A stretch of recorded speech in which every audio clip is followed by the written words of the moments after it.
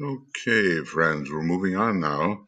This is going to be part 6 of a treatise on white magic, video commentary, rules of magic for the physical plane. Actually, we don't have so very much more to do in this Rule 13.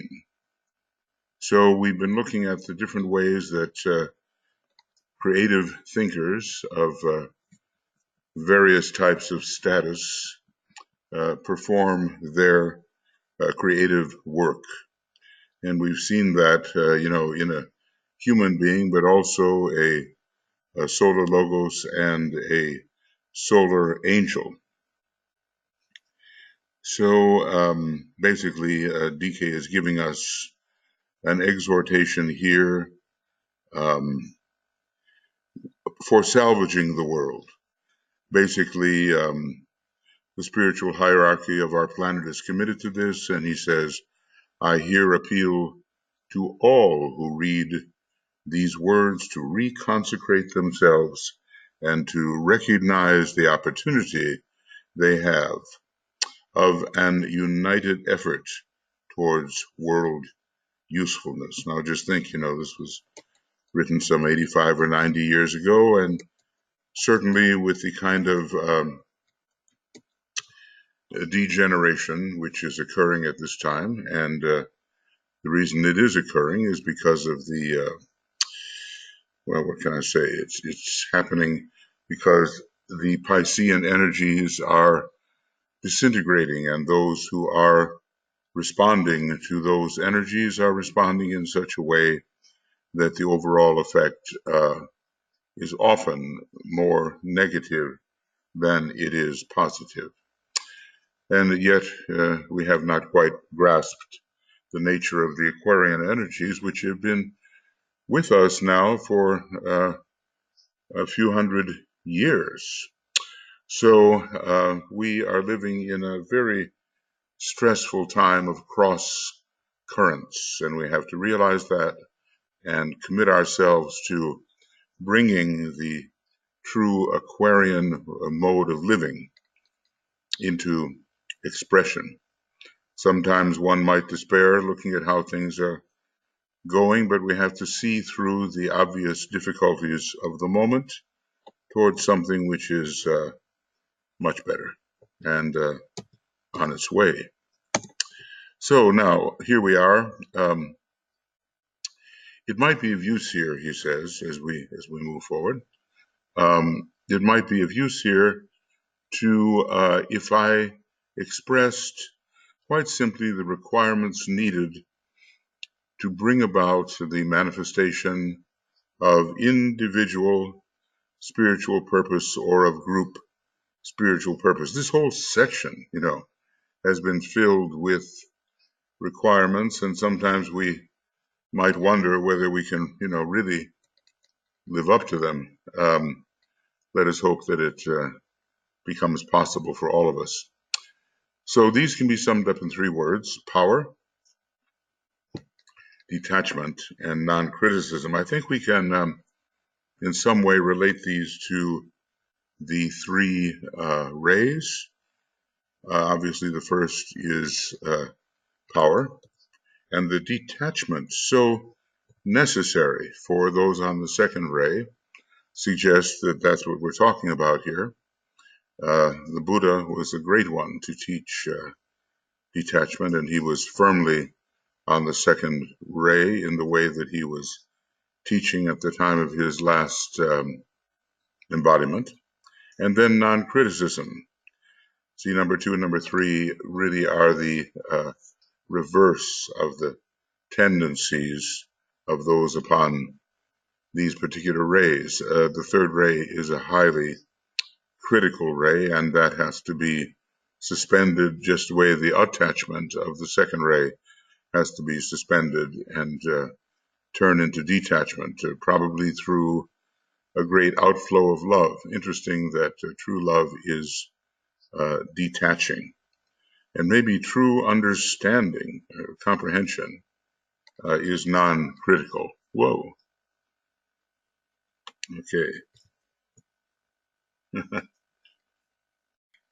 Okay, at a little pause there, the screen froze in one of those sort of unflattering moments. Anyway, so the first, second, and third ray have to do with the, okay, I'll go back here a little bit, not quite hitting my stride. Power, detachment, and non-criticism, okay. We're talking here about the first, second, and third ray, and I think we could measure ourselves against these simple words. Do we function with power? Are we truly detached, given that it is often an outflow of true love, which brings about detachment, paradoxically, because we're usually thinking that love is some kind of binding force. And then non-criticism, the third ray, highly critical, I think I may have said.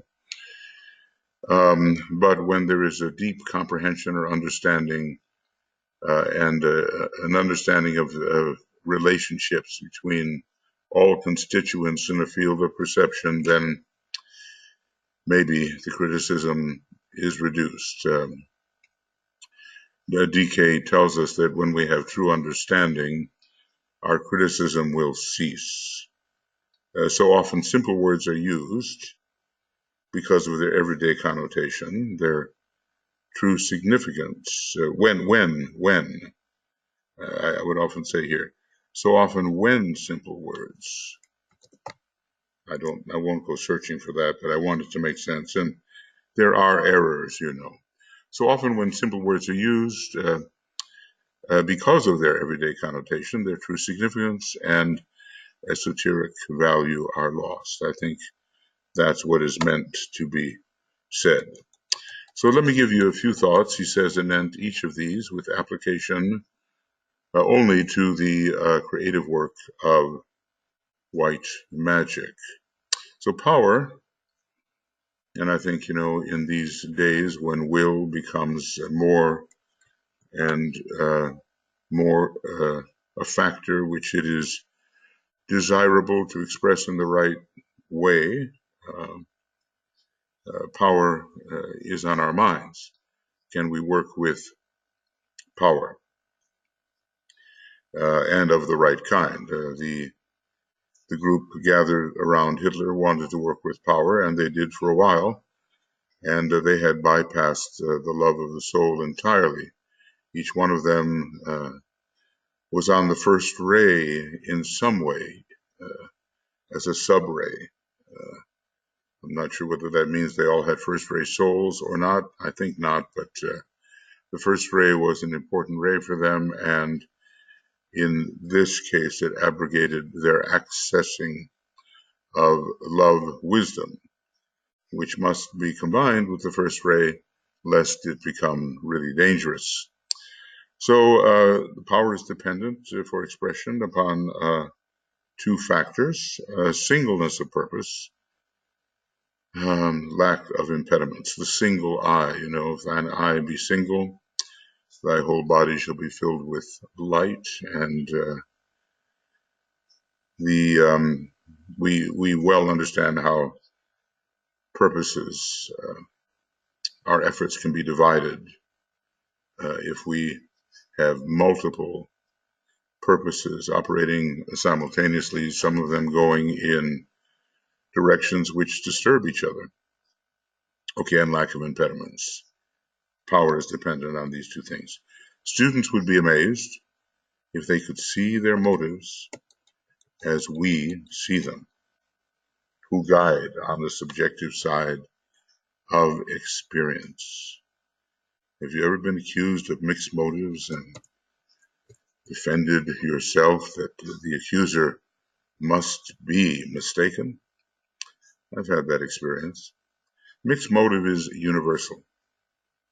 Pure motive is rare, and where it exists, there is ever success and achievement, but, you know, of what kind?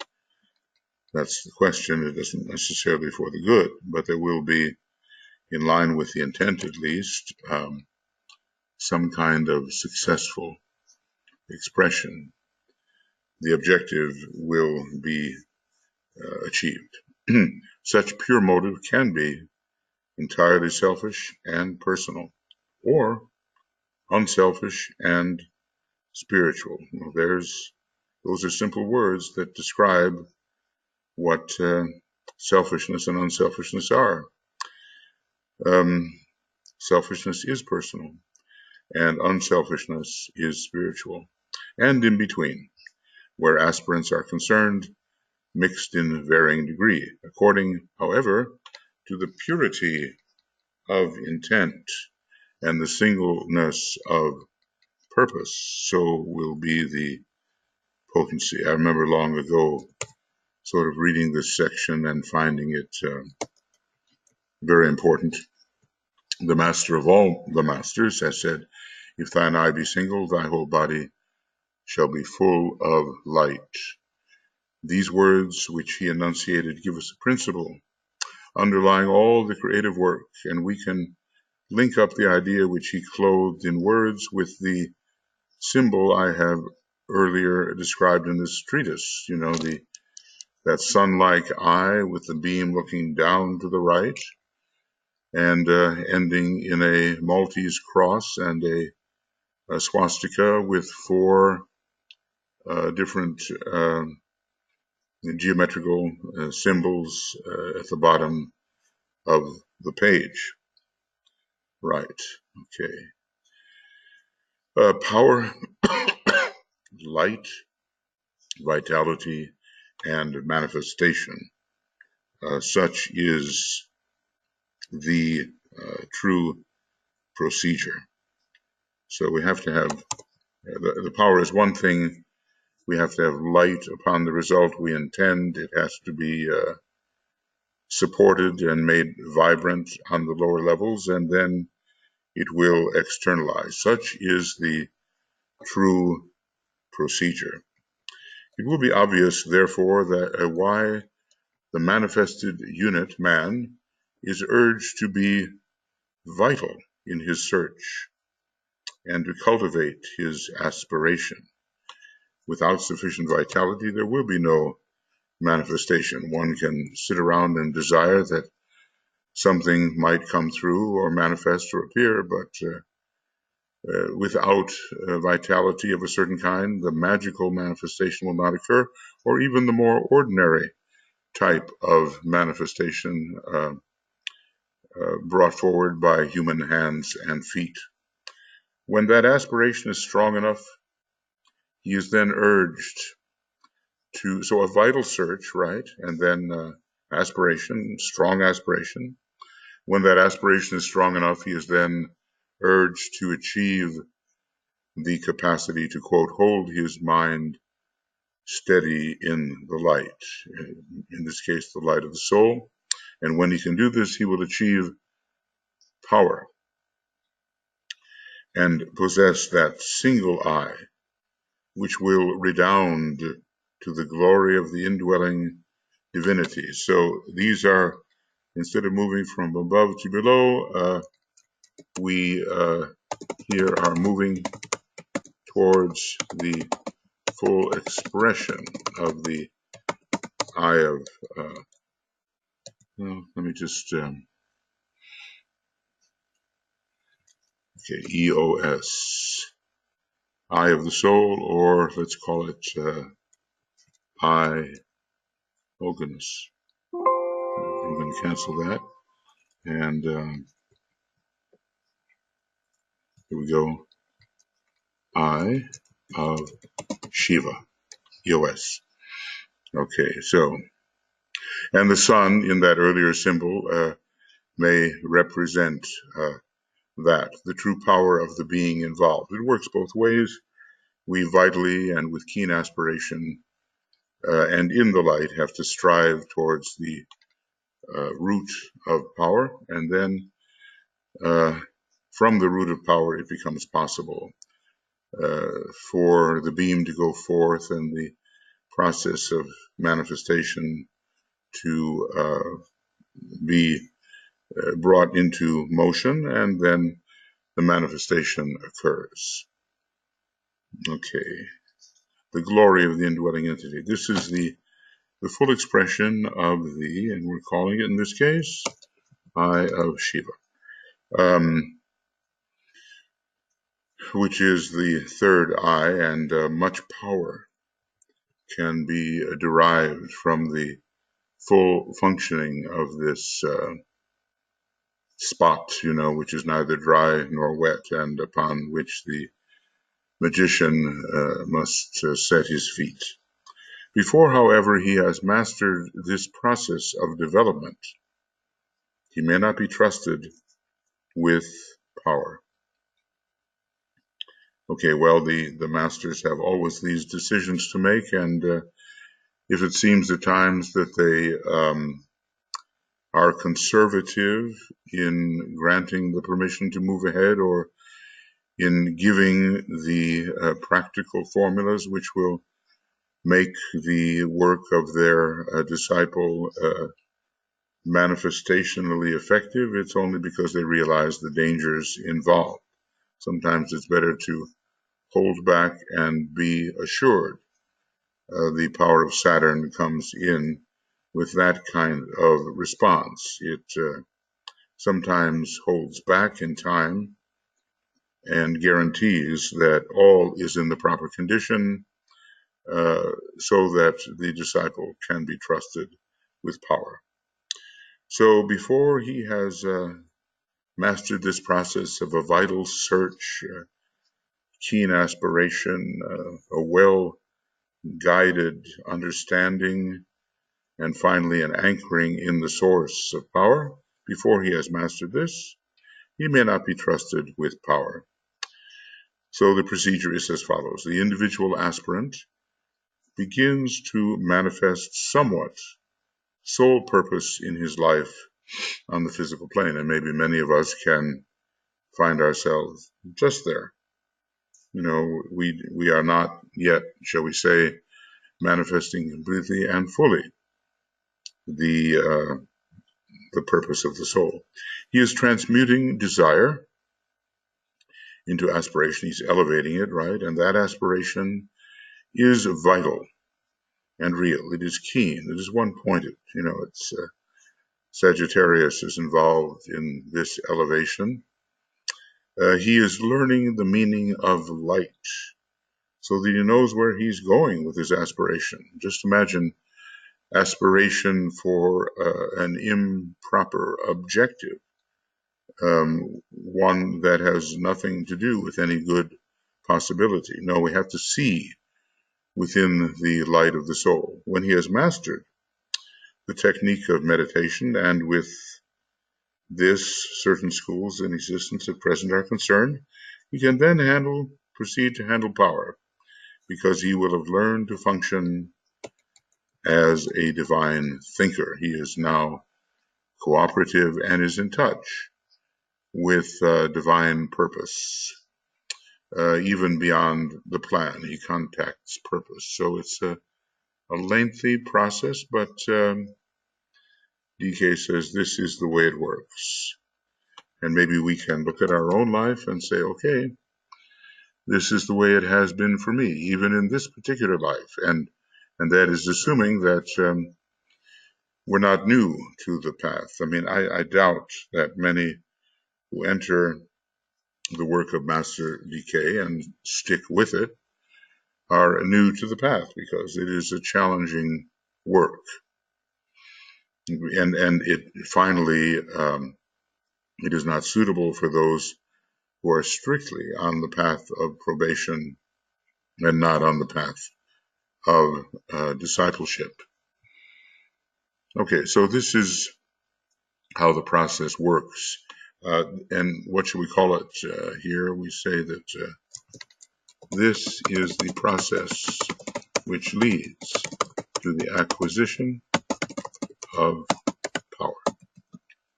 As all true students know, however, the number of impediments is legion. So, we may have singleness of purpose, but what's in the way? That's the question. Hindrances and obstacles abound, and let's just say This path is called the thorny path of occultism. Singleness of purpose may occasionally be realized in high moments. We learn what is truly of value and we cast aside those things which are of lesser value, but it does not abide with us always. See how he identifies with us. Of course, in his own case, everything relating certainly to the expression of the divine plan and purpose is performed with singleness of purpose, but great, I would say, variety in the methods, a lot of adaptability in the method. And that's why these masters are called adepts. They can adapt their responses and initiatives to many different conditions. Okay, but it does not abide with us always. Well, always test yourself. Singleness of purpose may be occasionally be realized in high moments, but it does not abide with us always. There are the hindrances of physical nature.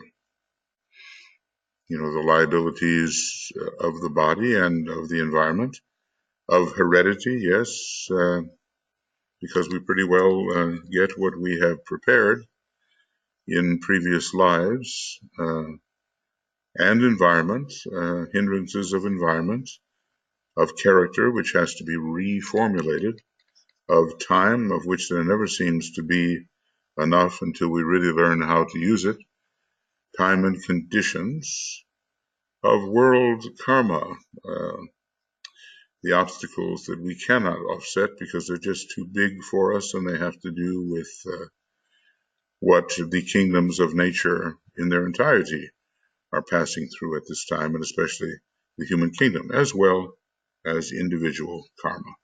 So these are the hindrances. Okay, he's sort of characterized these.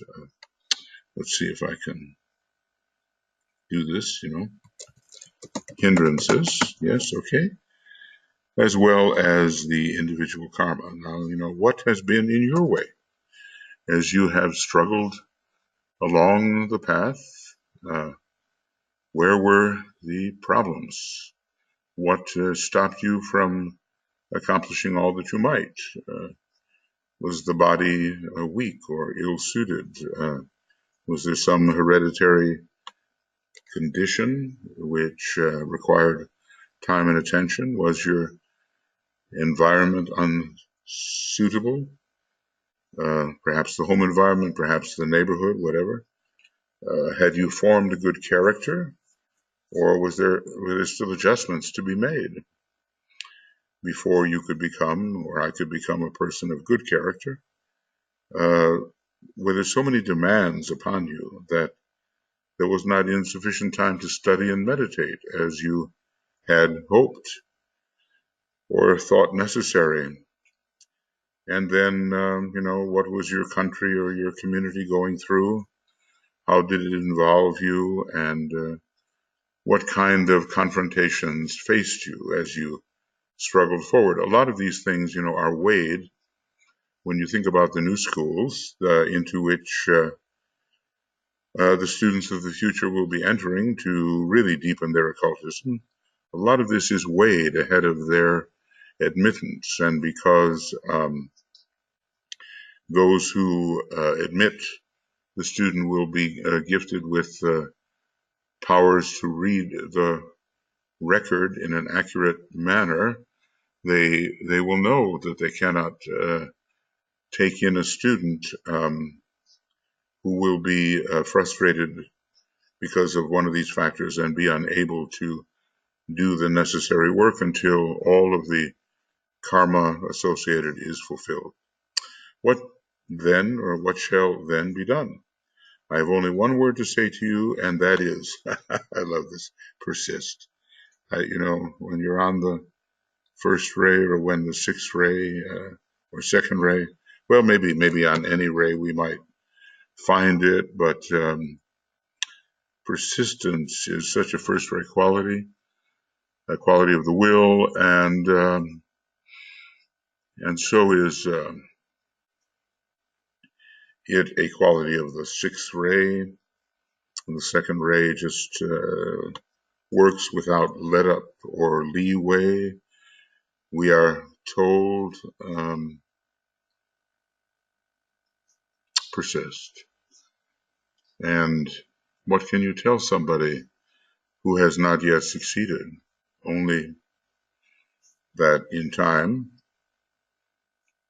and with continuity of application, he or she will succeed.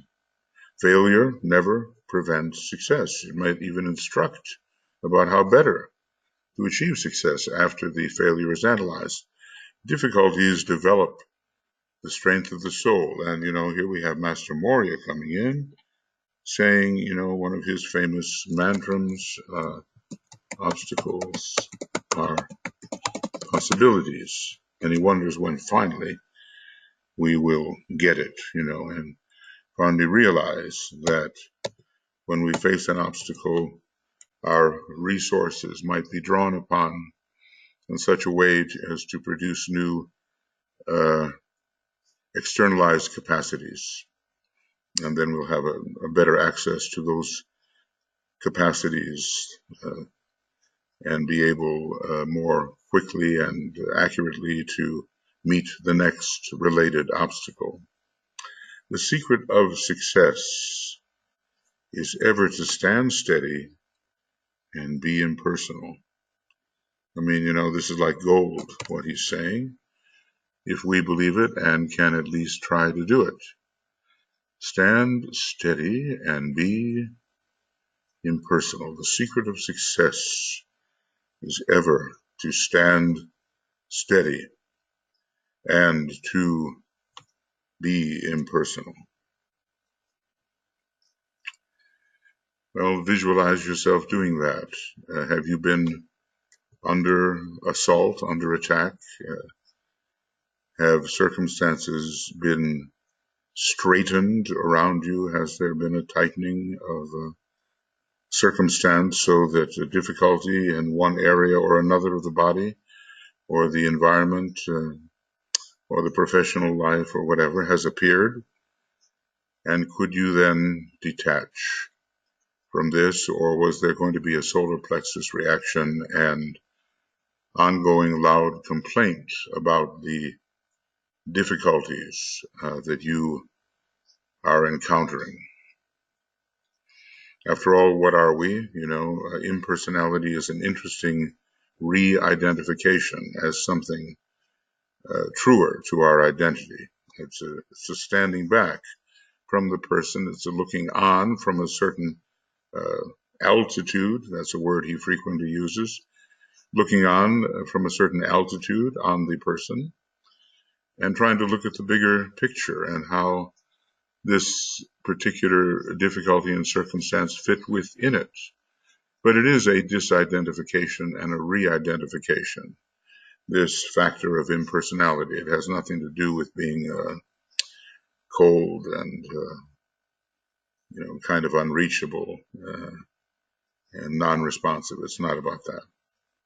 Okay, so the first requirement, whatever it was here, it relates to power and how we achieve power through singleness of purpose and learning how to deal with impediments through steadiness and impersonality.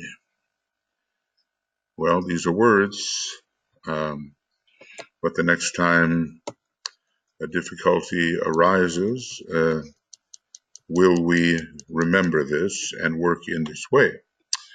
The second requirement is detachment. Okay. This is if we want to achieve the manifestation of our objectives. Okay. So I'll just make that a little bigger, and this, okay. The worker in white magic must hold himself free as much as he can from identifying himself with that which he has created or attempted to create, in one of those aspirational mantras. It goes like this. No, come on now. And I think I'm not having such success. Okay, let's see here. Okay, there it is. And it is said, I tread upon the work I do. I mount upon my slain self, I kill desire and I strive, forgetting all reward. I tread upon the work I do.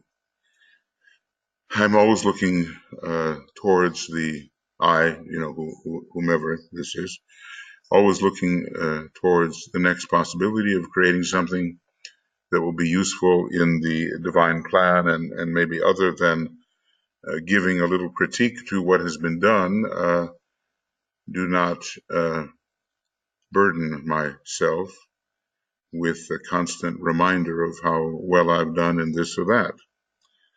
So I don't want to be enthralled to my creations, right? So avoiding, let's see here, avoiding enthrallment by one's creations. The secret for all aspirants is to cultivate the attitude of the onlooker and of the silent watcher, and may I emphasize the word silent. Sometimes he tells us that we do better if we talk more, and other times real silence is required.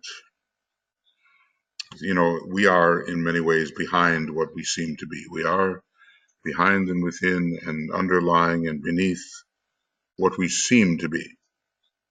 And if we're satisfied simply with seeming, we will not find ourselves as the silent watcher.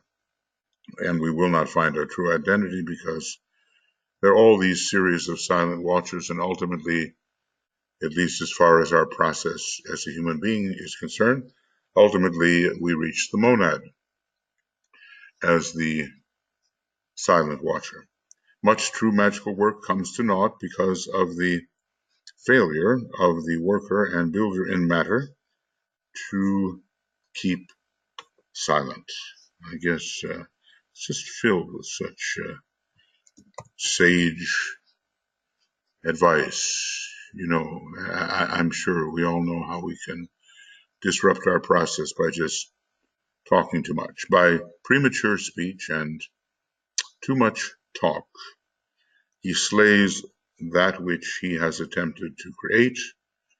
The child of his thought is stillborn. What can we say? In a way,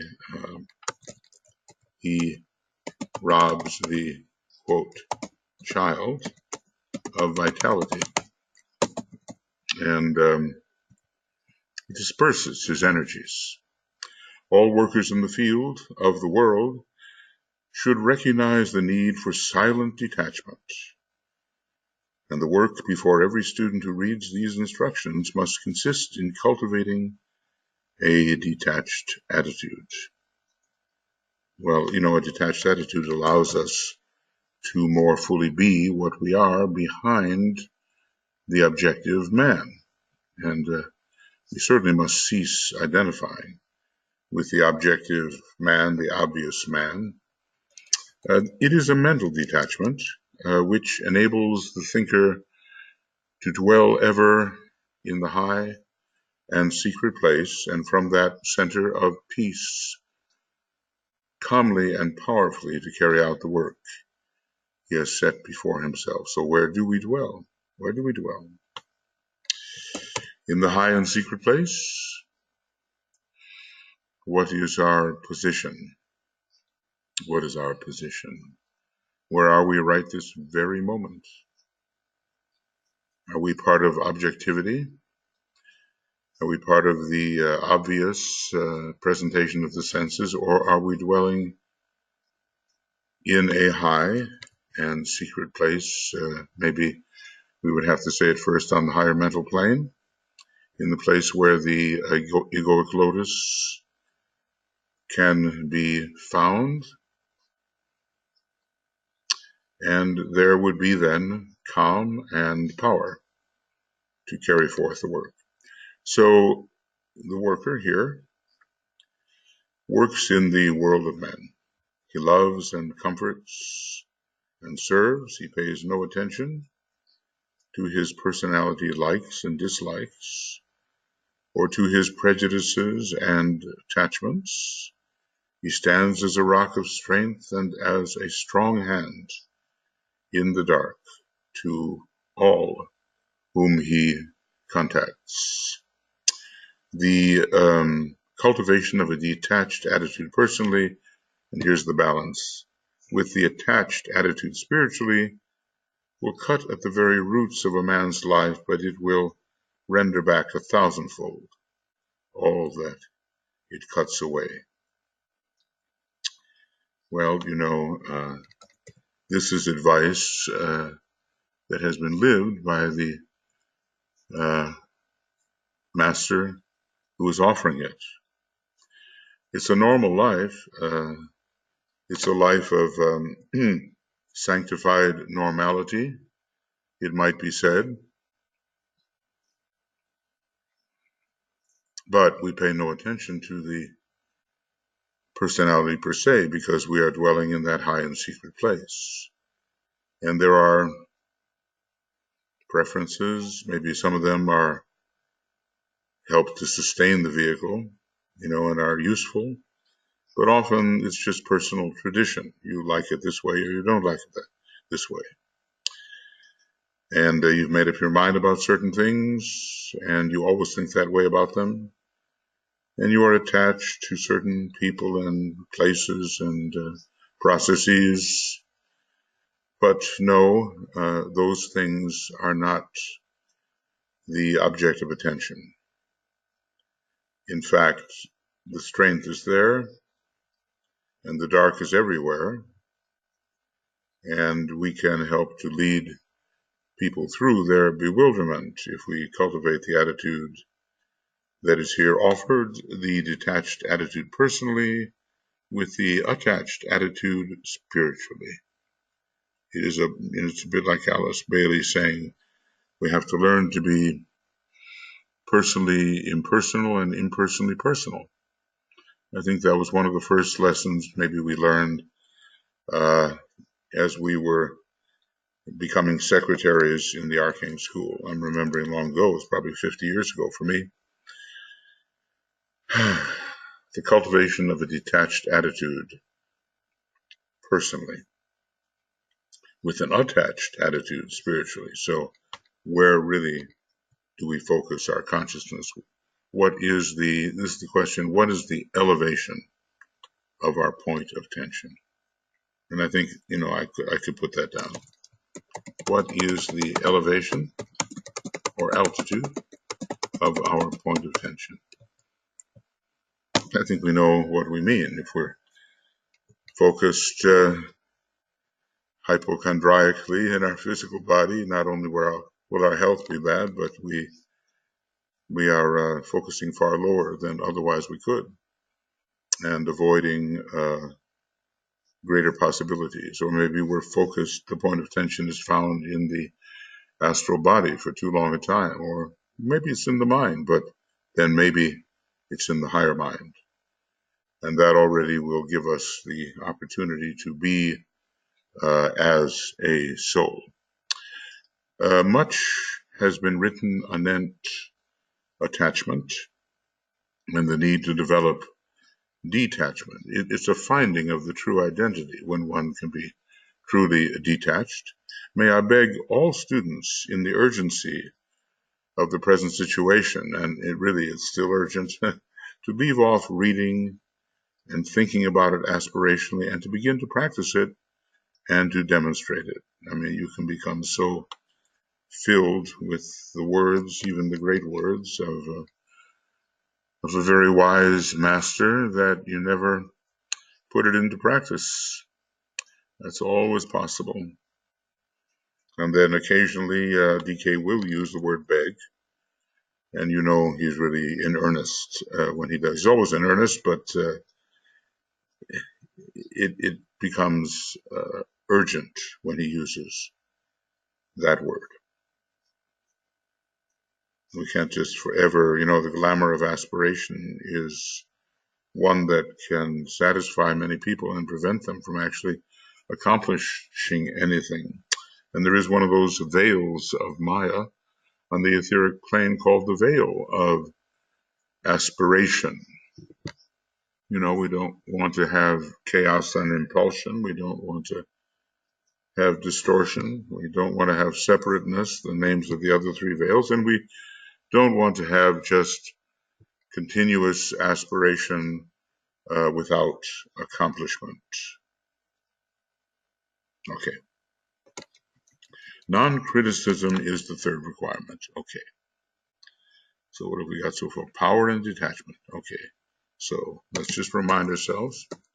We have discussed power and detachment. Now, the third, non-criticism. And then, if we can fulfill these requirements, we can objectify our purpose by following a life plan, and that purpose will be in line with a great purpose. We want to be effective, don't we? We want to, at the end of our incarnation, to be able to look at it and say, well, in fact, given the opportunities that I had, I made something near the most of them, and progressed in my usefulness to a significant point where I actually can be useful.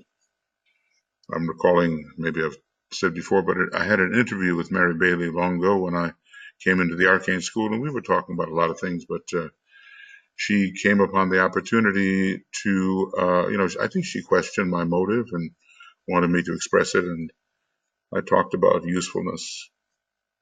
And she said, well, that was the case with Foster, her husband, Foster Bailey.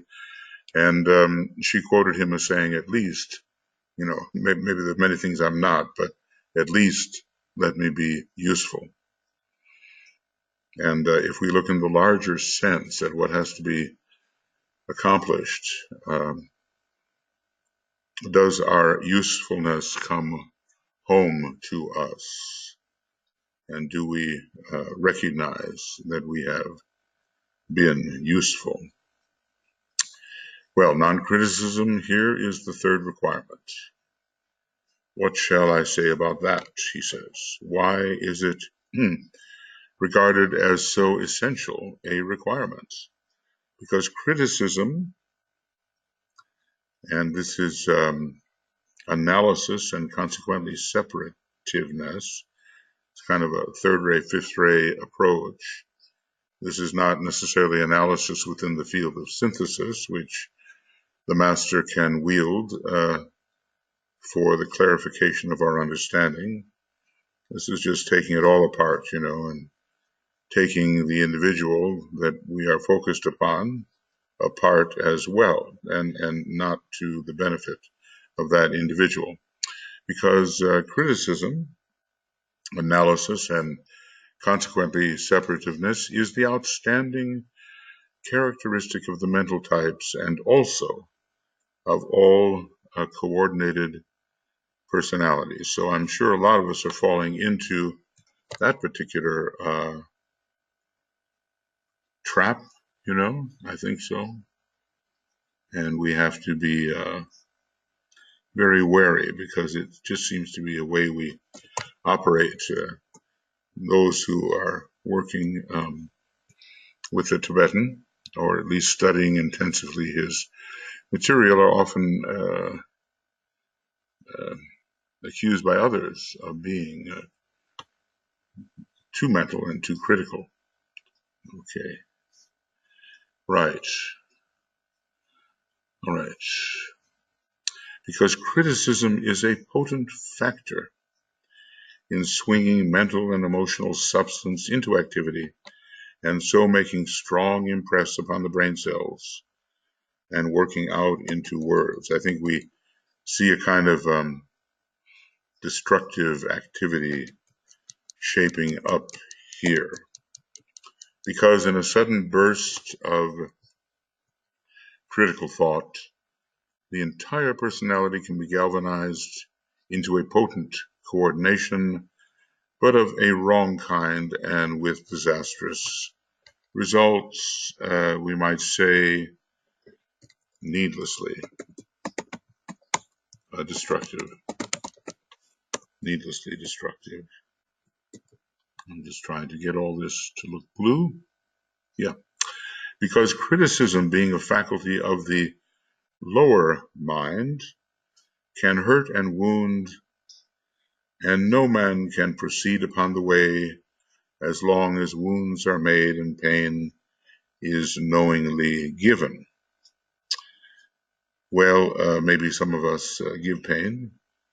I'm sure we all have, and we haven't really known or understood that we have hurt somebody, and while that's not good, it's not as bad as knowingly being cruel. In the 15 counsels here in White Magic, which we probably, we've reviewed those because they're on page 473.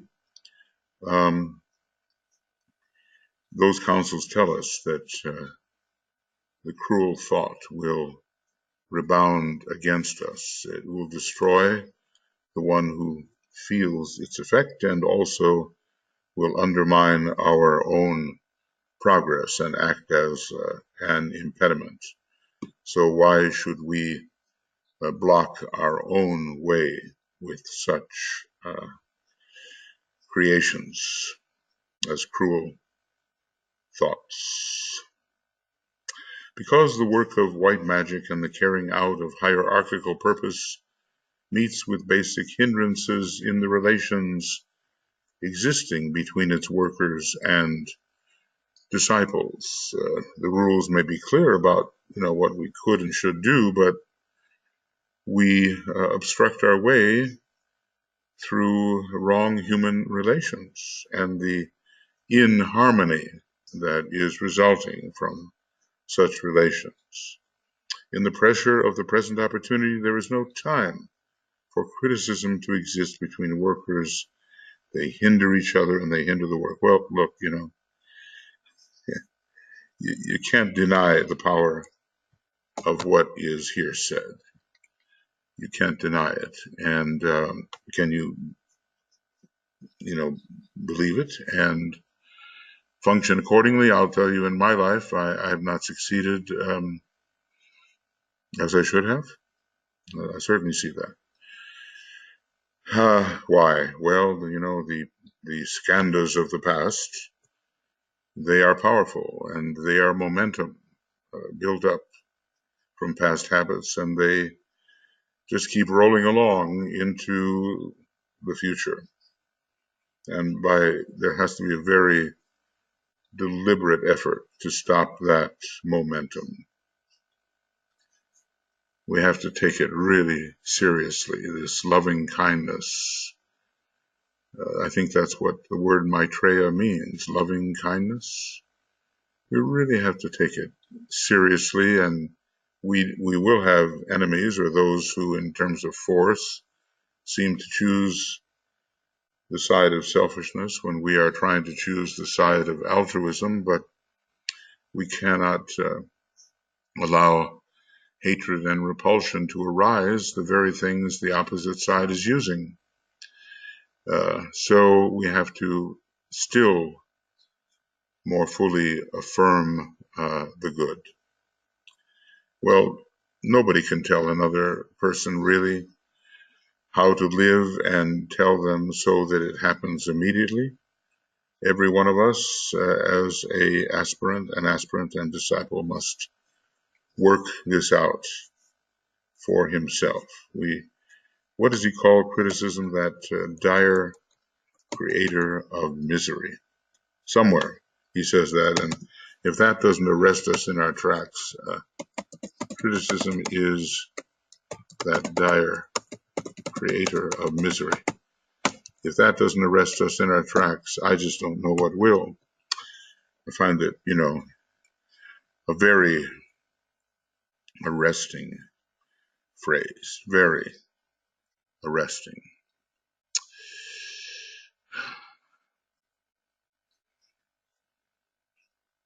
We don't want the unhappiness of our companions upon the path, or our own unhappiness. We can't even accomplish what we should if we are in a state of hurt and unhappy. I mean, some people accomplish despite the condition they're in, but obviously the joy of the path, the joy of the soul upon the path, that's magnetic, and that really attracts people to the great work, and that's what we want.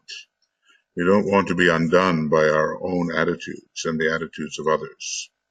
I have upon me, he says, remember, this is not yet World War II, okay? There still was the possibility that even though the Great War went underground, that it might have not been precipitated upon the physical plane. I have upon me at this time a sense of urgency. I urge upon all those who read these instructions to forget their likes and their dislikes and to overlook the personality hindrances which inevitably exist in themselves and in all who work upon the physical plane, handicapped by the personality.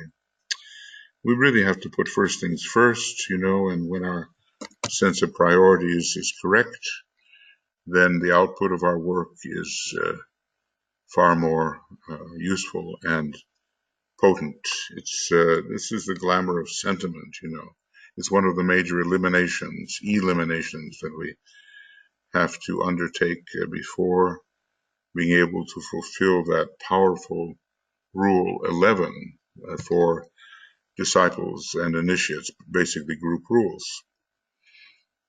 We have to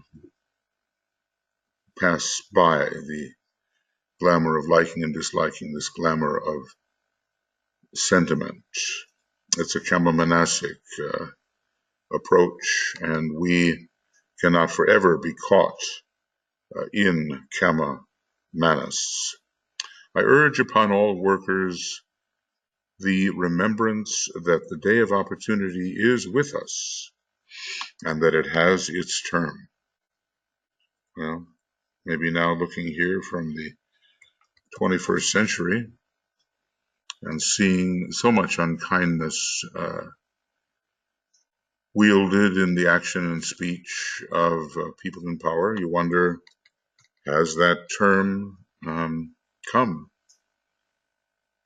Anyway, until 2075, we're still in this second ray cycle. And generally, when you're trying to induce loving kindness in people, the second ray is a huge advantage. It's its very nature. And, it's coming in strongly for various reasons at this time. Fortunately, not just its 500-year cycle. The present type of opportunity will not last forever. The pettiness, what am I doing? All these different colors. But, let's get it in our consciousness. I'm remembering reading this long ago and somehow having it make its way impressively into my consciousness. And so that sense of urgency has always been there ever since that reading. The pettiness of the human frictions, the failures to understand each other, the little faults which have their roots in personality and which are, after all, ephemeral, the ambitions and illusions all must go if we can identify them. And, some introspection there is needed to identify these factors which are inhibitory Each one sees and knows the villainy of each. And yet there is, with that great revelation, no shakiness upon the road, no turning back. What is it? No shakiness upon the road, and no spurning of each other. That's it. No spurning of each other. No turning back. Maybe it's the second rule of the road. It's right in the beginning of the rules of the road. If the workers would practice detachment, knowing that the law works and that God's purposes must come to an ultimate conclusion, and if they would learn never, whoa, and if they would learn never to criticize in thought or word, it's going to be a tough one, huh? I'm finding it tough as I find myself these days surrounded by such an obvious retrogression. Maybe DK will say, well, we can analyze, realizing that we are surrounded by erring brothers and sisters, but not indulge in the analysis which leads to separateness, but hold the unity in the analysis and, the idea for the welfare of those who are erring at the moment. And of course, from their perspective, we may be erring. If they would learn never to criticize in thought or word, I just have to shake my head, don't I? Because I'm surrounded by criticism. I offer criticism. I know that.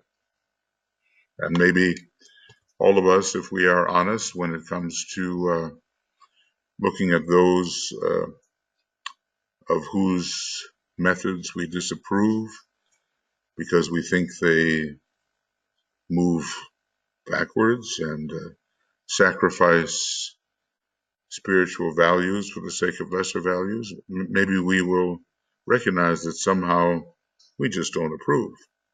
And we do criticize, if not in word, then in thought. If all this would take place, the salvaging of the world would proceed apace, and the new age of love and illumination would be ushered in. Well, there's just no compromising with these words, even though we find in the present era people really moving against the spiritual values in the most shocking way. So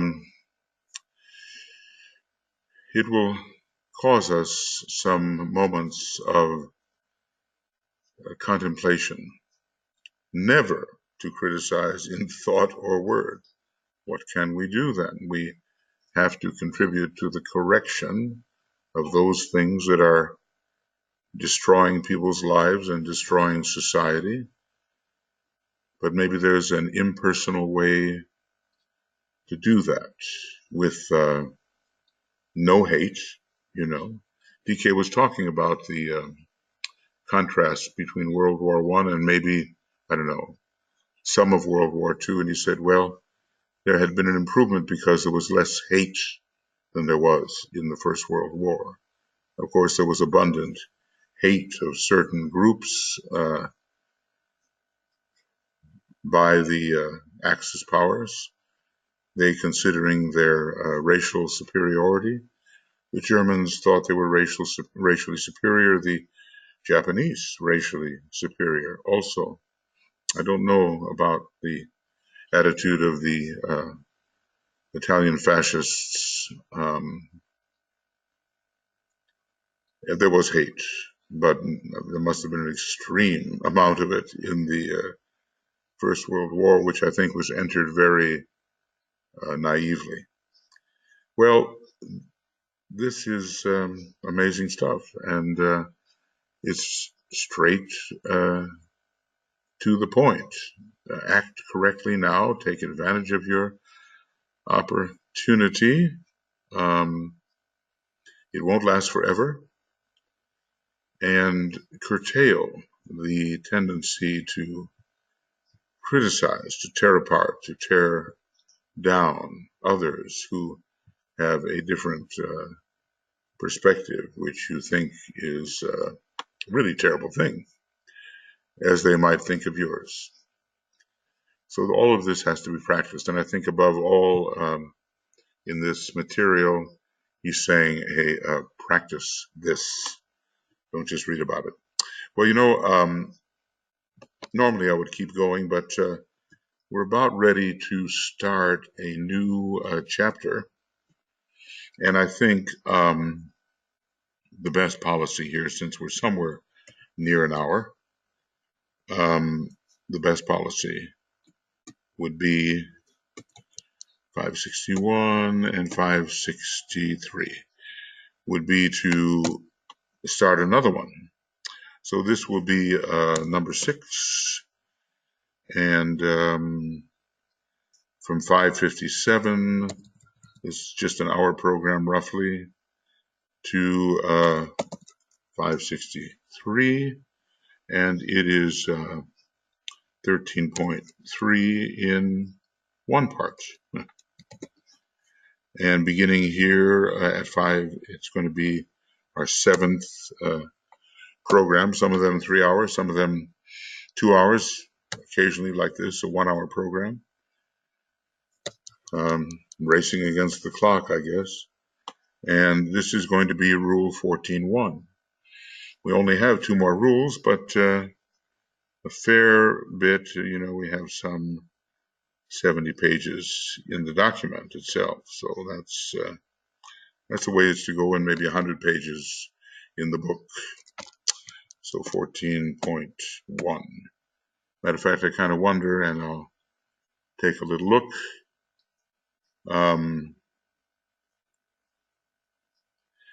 Yeah, roughly here, 640. Well, okay. About 100 pages maybe remaining in the book. From 553 to 640, a little less.